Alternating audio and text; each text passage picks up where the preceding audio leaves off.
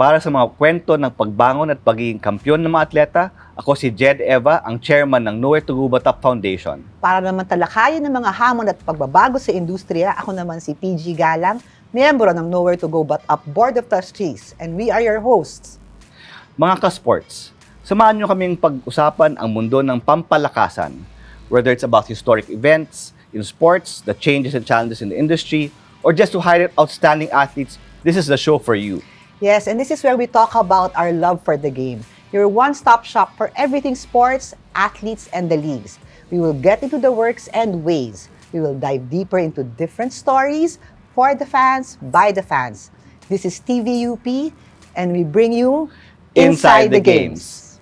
The topic is timely because for the past several months, we've been battered by a lot of typhoons. I think in November alone, we had 4 Kahit typhoons. nga ang NASA nagtataka na sa atin dahil 3 or, I don't know, 5. Sunod-sunod. So, hindi lang tayo mga fans at viewers ang affected dito. Athletes are most affected by this. So, let's learn more about how the climate and weather affects sports through this video.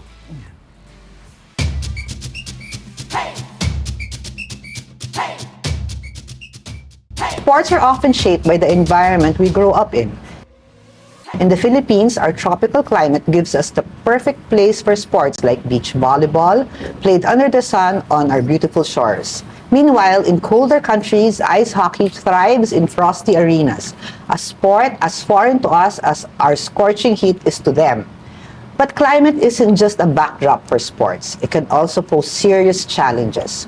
With typhoons and flooding being a constant threat and recent heat indexes climbing to dangerous levels, athletes must often compete under conditions that test not only their skill but their resilience. Just recently, a young student athlete tragically lost his life during a football match. A heartbreaking reminder of the risks we face when the environment becomes too harsh. So how does climate continue to dictate the way we play and the way we protect those who play? That's something we'll have to answer together. So, Pidge, malaki ang papel na ginagampanan ng klima at panahon sa mundo ng pampalakasan. Ngayong araw, pag-usapan natin ang epekto, solusyon at mga pagbabago sa UAP at sa industriya ng sports sa Pilipinas alinsunod sa klima ng ating bansa, climate change, and unpredictable weather conditions. Yeah, kaya ilan sa mga epekto nito ay ang naging limitado ang ating exposure sa ibang mga sports. Well, natural naman kasi we're a tropical country. We can't really play all the sports. But ngayon parang pwede na rin Pero nagkaroon ng mga game cancellations dahil sa lagay ng panahon. At ang mga liga tulad ng UAAP ay gumawa ng mga adjustments upang mapangalagaan ang kapanganan ng mga atleta. Tama naman. So, sa episode na ito, pag-usapan natin kung paano hinaharap ng mga manlalaro, ng liga at ng bansa ang mga hamon ng ito. So, narito with us today si Coach Anto Gonzales, ang head coach ng UP Women's Football Team. Maraming salamat sa pagtanggap ng ating invitation, Welcome, Coach. Maraming salamat din. Makakasama din natin ang Season 86 UP Men's Football Team Captain and now, congratulations, a player for the Loyola Football Club Palawan. Palawan. Of the Philippine Football League. Welcome to the show, the Francis Tacardon, ang ating hero.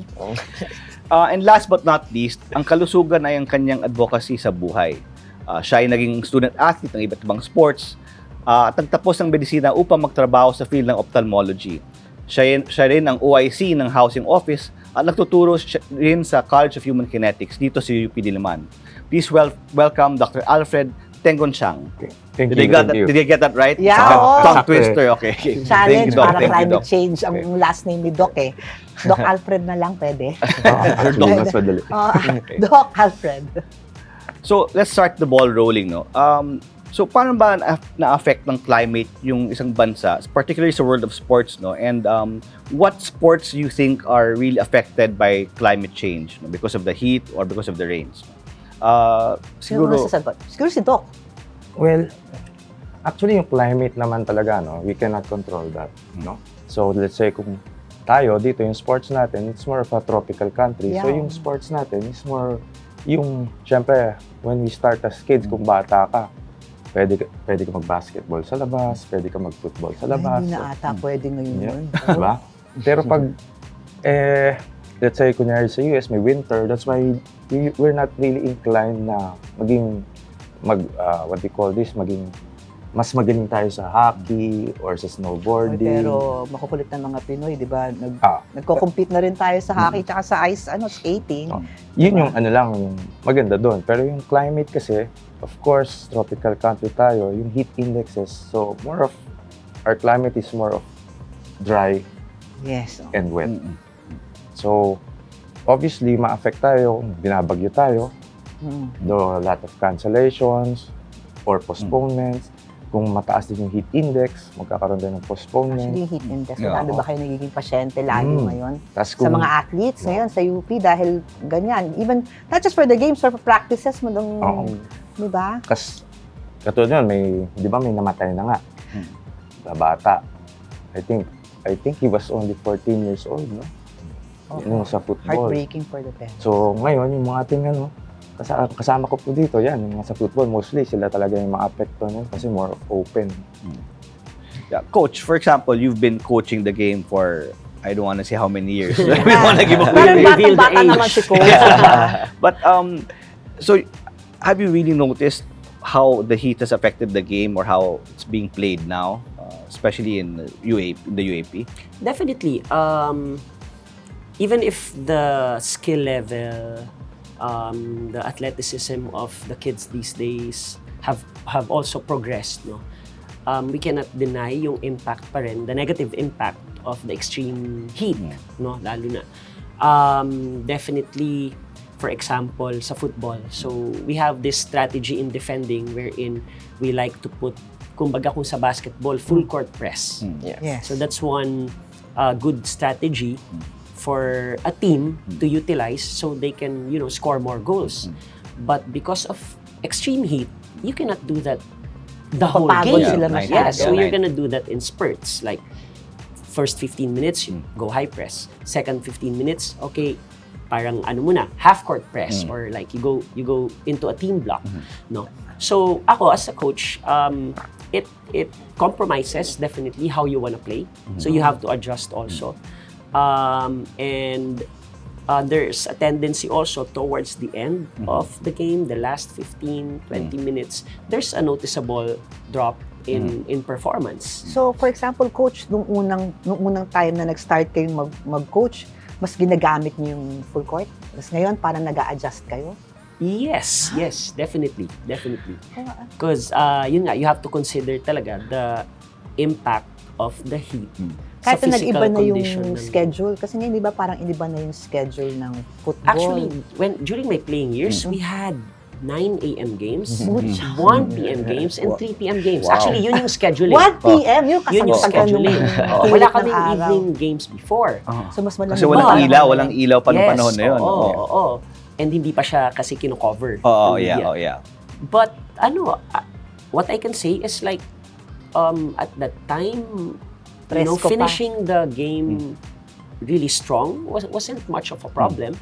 And then, there are many coaches before who hindi pa nila masyado talaga ginagamit yung subs. Yeah. No? So, they would just rely on their first 11, maybe change just 2-3 players. Yeah. But now, napadami na yung substitutions and talagang mas ginagamit na siya ng coaches. For context, for those who aren't familiar with the rules of football, unlike basketball, you can only substitute once. Once nilabas ang player, hindi na siya pwedeng ibalik. So, of course, if you're juggling talent, that's much more critical, no? Ako, sige, treat me like that, hindi na talaga pwedeng, once nilabas kayo na yon. Yes. So, you have to be Unfair very... naman. Very fit talaga. Yeah, you have to be very wise in terms of your Francis, ikaw mismo, you played last season, our championship season. Flex lang tayo ng konti dyan. Our championship season. Congratulations, champions. You've been playing since you were a kid. Ikaw, ramdam mo ba talaga yung kung grabe yung init the past few years? Yeah, definitely. Tulad nga na sinabi ni Coach Anto, UP plays a certain way where we like to keep the ball near the opponent's goal by pressuring them there. And na-mention niya, I slightly mentioned the parang yung timing, no? Like first 15 minutes you do this, the next you hold a little. But because of the heat, sometimes na we're forced to adjust. Na instead of doing it for 15 minutes, nagiging 10 minutes na lang. Kasi pumapasok na din yung pagod and then yung init. It makes it harder for us players to actually go through the game plan because of the heat.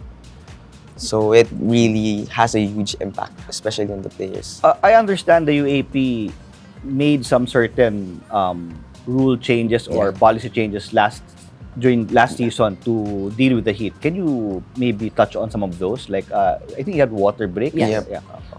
The UAP incorporated what you call Cooling this? break. Cooling breaks. Cooling breaks. So, meron ng ganun yeah. sa football? Specific to football Yes, or specific or to all football. outdoor sports? I'm not familiar if Malamang, they let's- also do it. Dapat sa all with outdoor other- sports. Yeah. Dok, tingin mo. Kasi bilad din yung sa mga baseball. Yeah. Yeah. Although with football kasi the game is continuous. Continuous, eh. right. Oo, Yeah. actually, kasi ang So, wala kang football nasa timeout. 10 sila eh. Yeah. Pwedeng ipahinga. So, it's the discretion of the referee. If the referee deems that he or she must give like 2 cooling breaks, so in 15-minute intervals, then he's allowed to do 15 that minutes? Matagal, ha? 15 minutes. every 15 minutes. Every 15 Every minutes. 50. Every Akala ko 50. parang So, magagalit 2 na yung cooling tingin mo. breaks per half. So that's one rule one rule that was implemented. So talagang makikita mo talaga dyan, ano yung panahon talaga, malaking Yes. bagay. Before that, kailan nangyari yung, ano na yan, this season lang? No, That's- actually, Last season lang, coach. After the heat stroke. Kailan? oh yeah, After yeah, the after heat- after the heat the stroke. heat After the stroke incident. incident where After the 14 the death year of the 14-year-old kid. Doc, Wow. I'm maybe just educate some for viewers kung gaano ka tindi ang heat stroke, no? Kasi some people think, oh, we're a tropical country, we're all How do you Filipinos. recognize? Yeah, I mean, Can you teach us, Yeah. for example, sa mga nanonood? Yung heat stroke kasi, actually, are stages, no? Yung heat stroke. Yung, actually, before heat stroke, it's more of a heat exhaustion. So, initially, pag kunyari sa initial stages ka, you think, pag nasa sports, obviously, your body's trying to cool down. Yeah. No? That's the first stages, you're trying to cool down. So, you sweat profusely. Yeah. Because sweating is a way of cooling your body down. No? Kasi your internal core temperature is going up. So, the first stages, your core temperature may still be normal. So, usually the normal temperature is about 37, 37.5. So, you can just imagine when you reach a certain point, let's say in heat stroke, the actual heat stroke, you can have vomiting, you can be nauseated, you can have seizures, you can have change of sensorium. So, it's actually life-threatening if it's not So corrected or kung ikaw prevented. atleta, o kahit na normal na tao lang na naglalakad sa kalye lagi, di ba? Ano yung mga parang papansinin mo sa sarili mo para alam mo na nangyayari na sa'yo yun? Actually, yung first dyan is maybe most likely you feel dizzy. okay. Pag Dizzy, nahilo, pag Hilo ka na. Papansin nyo naman, paglabas mo pa lang kunyari, let's say you're in a well air-conditioned room, tapos biglang tanghaling tapat, tapos labas ka parang may ibang feeling ka na nahihilo ka o ano. So, yun, you have to consider na maybe your core temperature is going up already.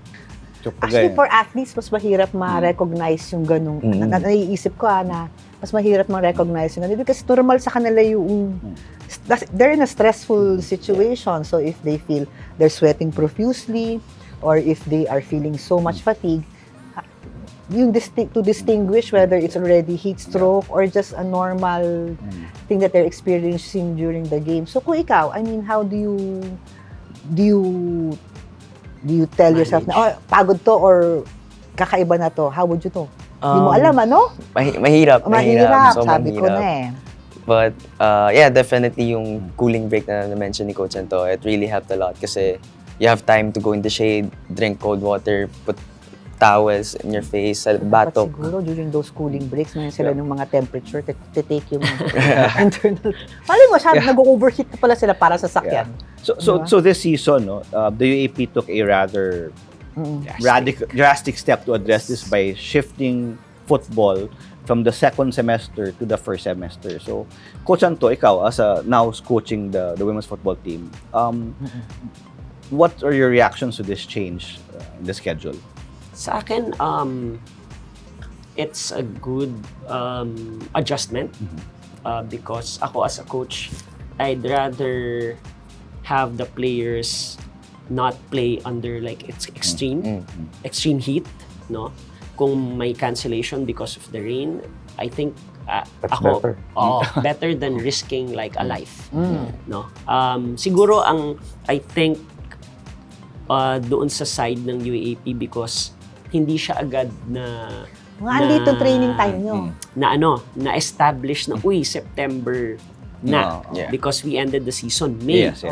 Although even before even during last season it was being mentioned na there will be most probably an adjustment with the scheduling. We'll probably put it November or December.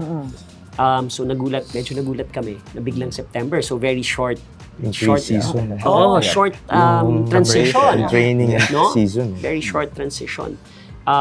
So that definitely affected our preparations. But if ito na yung magiging sked and for the next season we're gonna be more prepared. I welcome the schedule change. Ako, more of from a viewer standpoint, from a selfish standpoint, I think alam ko what na I find sasabihin. difficult with the change is that Yung audience, the schedules are so packed. No, in one weekend you can have basketball, football, both men and women for both sports, no, and other sports, and it's so difficult to find a way Yes. to which sport we're gonna watch. Yeah. Tayo lang, di ba, Yeah. sa Nowhere to Go, di ba? Parang we try to attend most of the Yeah. games, one or two of our, Kasi as an parang- audience, gusto mong manood eh. Oh, yeah. tsaka, football now is one of the talagang the most watched Yeah. na talaga. Kaya nga nati-TV, congratulations by the way. Finally, umaabot na ang Pilipinas sa world level. So, it's really the most popular Coach, sport. Coach, meron ba tayong closed stadium na sa Pilipinas? Wala pa, Closed Wala stadium. pa ata. The Wala football. pa. Alam mo, magandang idea yan, Doc. But yeah nga, that's although we do enjoy the home court because we have the games are played in our pitch. Yeah. If I may go back lang for a while dun sa cancellation of games, I'm curious, when there's light rains, you can still play, no? But who decides whether the rain is too much for you guys to play in? It's the match commissioner Okay. based on the recommendation of the fourth official. So normally ang rule dyan is, for example, lumakas yung rain Thunderstorm. and then magkakaroon ng puddle sa field and then hindi na gumagalaw yung ball, nagsa-stop. So pwedeng isuspend ng referee yan. The window is 30 minutes. That's Okay. the max. Okay. Pag hindi playable within 30 minutes, then the match will be abandoned. Okay. Sino man nanalo nun? So if the match was abandoned during the first half, the whole game will be We played. replayed. Okay. Okay. Regardless of the score? Regardless of the score. Wow. That's Okay. as far as I can remember the rules. If the match was abandoned in the second half, then the match will be resumed at that point Point in when time. the match was stopped. Wow. Okay. Malaking bagay yun, ha? I mean, And the way definitely, climate pag will may kidlat, affect standings. ano rin yan? Yeah, pag Suspend. lightning, Thunderstorm, may lightning threat. Oo. Yeah. Oo. Ay, malaking bagay yun, ha? Pag when it comes to standings, kunyari, kasi pag first half, re-replay, meron nagkaalaman na kayo ng style, di ba, ng the way you play, So when they replay it, then parang may disadvantage one or the other team dahil parang usually, di ba, you keep your tactics close to your heart before you actually play it. So talagang, minsan talaga itong panahon nakakasira ng And if we've been noticing the weather the past few months, the rains can be really heavy. Suddenly, then suddenly it can be hot. Given all of these extreme changes in our weather, what kind of changes do you see happening in the world of sports, in your sport in particular, and in the UAP, because of this, Coach and Francis? what changes do you think this will be the last change, yung pag-shift sa first sem, or do you foresee other changes in terms of suspensions or cancellations? Probably one thing that they can consider is just holding night games altogether, or maybe just 5 p.m. matches and then 7 Parang di ba 7:30. last year ganun, 4 o'clock nagsa-start? Or Meron, 3? There's First still round. 2 First round, may 2 p.m. games pa din. May Second Pero round, wala second na. round wala na, no? Kasi Yeah. sobrang init Yes, na. so mainit na. So kayo parang that's gusto niyo pa mas one, late pa. one Yeah, option. more evening games, yeah. If like you want to move it back to the original schedule, which is Yeah. the summer, so go for evening games. The advantage with that is less Less chances of Cancellation. cancellations because of the rains, no.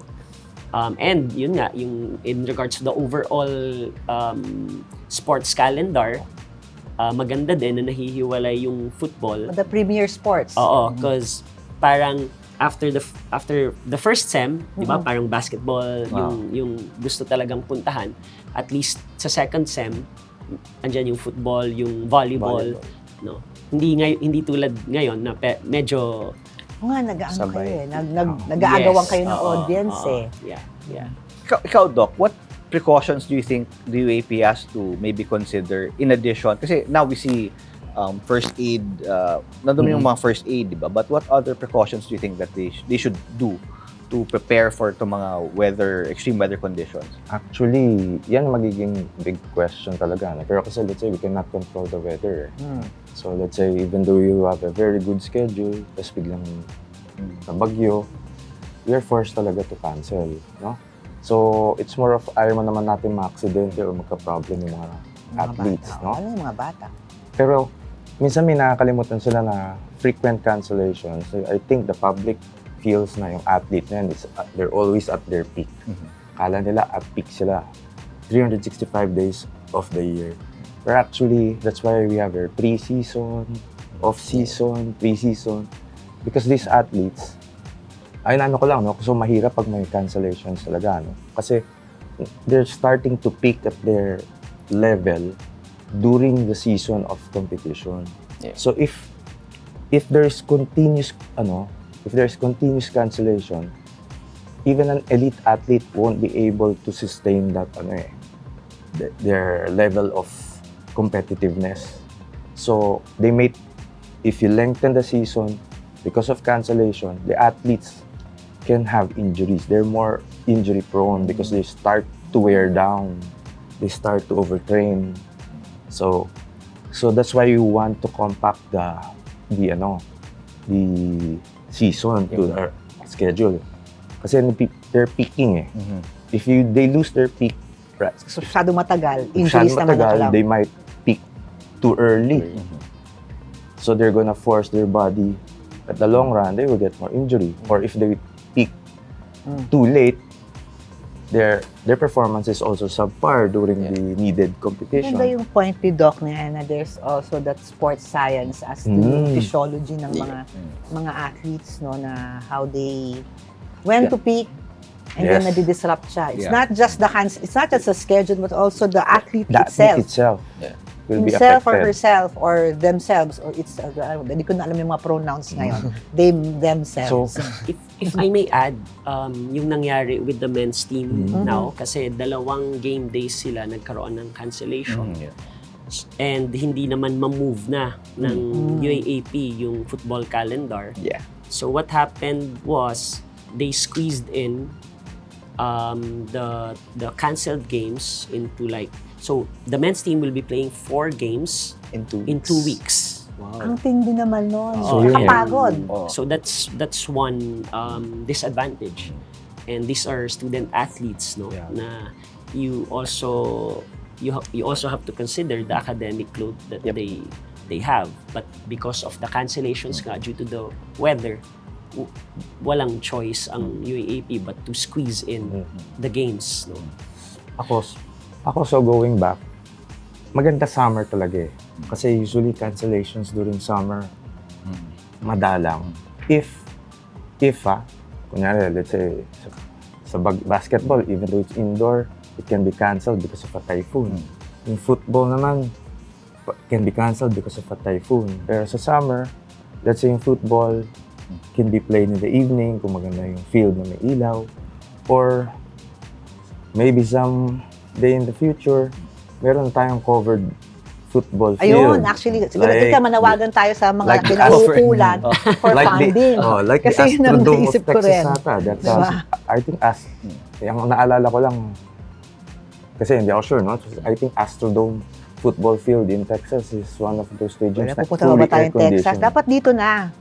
Diba? Actually, okay. Kasi I'm just Yun comparing. ang end game Yeah. solution. Kasi I'm just Covered, Weatherproof. weatherproof. Weatherproof our league. Kasi I'm just Weatherproof comparing eh. kasi Texas is a hot state eh. So, their solution was to get a covered stage and air conditioning. Ayan. So yun ang ending natin.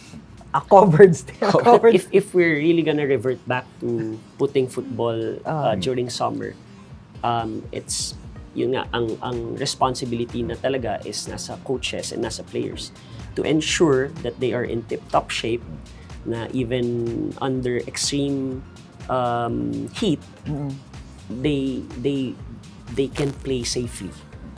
No? So very important yung tamang diet, tamang hydration, proper sleep, no? But yun nga, sometimes talaga hindi, because for example as a coach, hindi mo naman kontrolado yung buhay ng atleta. So may iba dyan magpupuyat for ACADS. So I guess kaya kami lalo na nung naging sobrang init, we asked our players na, uy, pag meron kayong nararamdaman, sobrang init, nagte-train tayo, magsabi ka agad. Yes, So that's true. better be cautious about So, it. Francis, what's your message to our student, as a former Yeah. UP student athlete, to the student athletes now? To end our diba? show, let's Yeah. final message for everyone. Yeah. Who have to Ikaw deal with the athletes have to deal with this now. Anong message mo sa kanila? Lagi lang always be safe. Given now we're in the Philippines, very unpredictable weather. Just be ready for the worst case. You know, pag biglang uulan, ano yung tamang preparation. Kapag biglang mainit, if it's in the summer, ano yung tamang preparation. And then if you're gonna do something outdoor, under the heat, what are you gonna do? What are the preparations? So, yun lang. So, sa ating mga guests, maraming salamat sa ating mga panauhin para sa isang masaya at makabuluhang talakayan sa usapin Kaya mo ng yan. climate change at global warming. Thank you so much for your input. Very interesting viewpoints shared here. Kaya naman sana ay maging responsable tayong estudyante, atleta, magulang, Pilipino para sa ikubuti ng paligid at panahon. Maraming salamat din sa ating mga manonood ng ating programa. Sana ay marami kayong natutunan. Ako, marami ako natutunan. Sama-sama tayong bumuo ng mundo na ligtas at pagpapaunlad sa sports sa Pilipinas. Samahan niyo muli kami sa mga susunod pang episode. This is TVUP and we bring you Inside the Games.